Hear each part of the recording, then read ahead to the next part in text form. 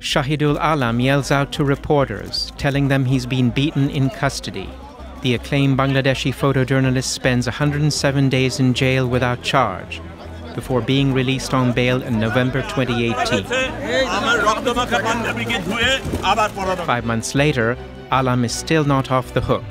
Authorities accuse him of spreading false and fabricated news online during student-led protests last year over Bangladesh's notoriously unsafe roadways.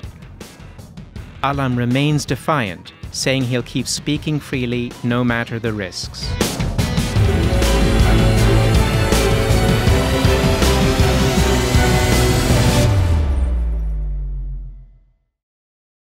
Well, you were incarcerated for 107 days and now you're out on bail.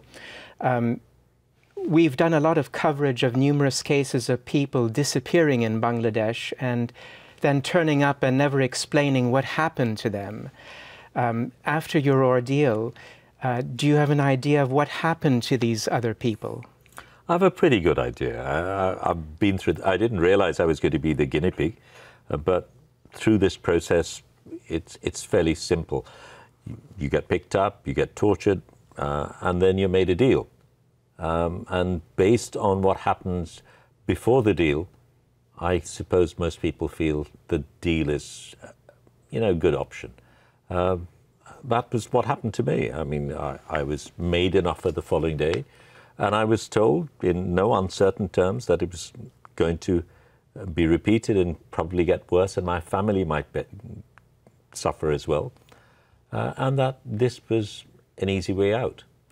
What was the deal offered to you?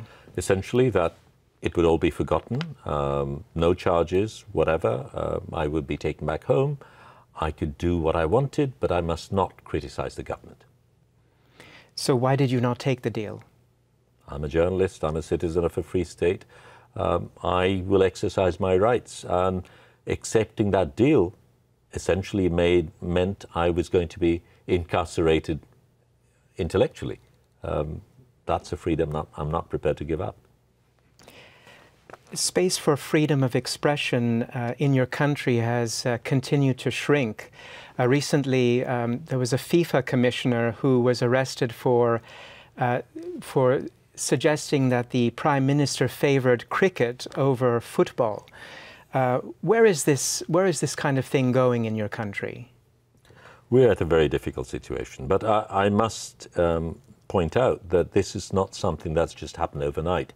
It has progressively come to this stage, and I think we should have opposed it much earlier, much more vociferously, and as citizens, particularly as free-thinking citizens, prominent citizens who see ourselves as guardians of the truth, we should have played a bigger role.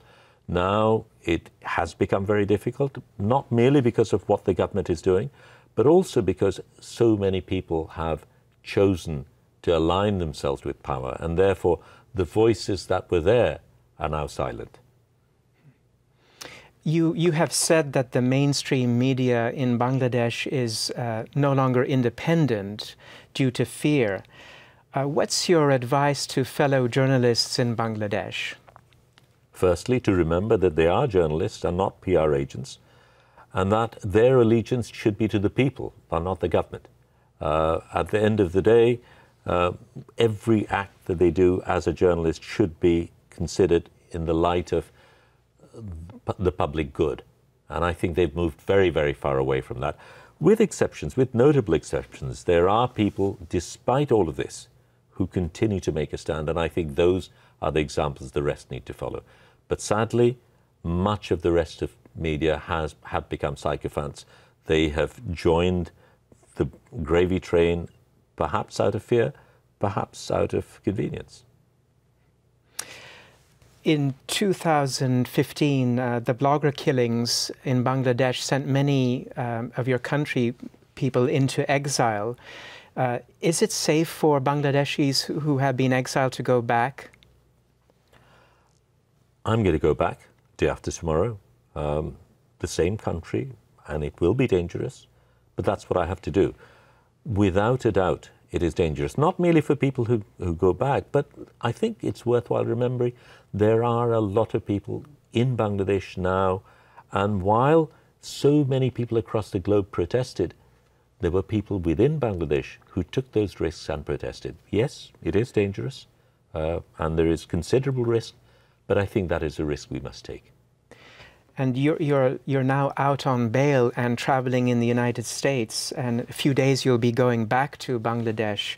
How do you feel about going back? Bangladesh is where I'm from. That's my work is. I came here to receive an award, and while I'm here, I'm talking to you and other people. But at the end of the day, my country is what it's about, and come what may, that's where I'll be. It will be tough, but I don't have a choice. Are you not at all worried? Yes, I'm worried, I'm wary, but this is the terrain that we operate in. Journalism is a profession that has occupational hazards, and as I've said before, you know, a journalist has to stay at the edge. You go too far, you get burnt.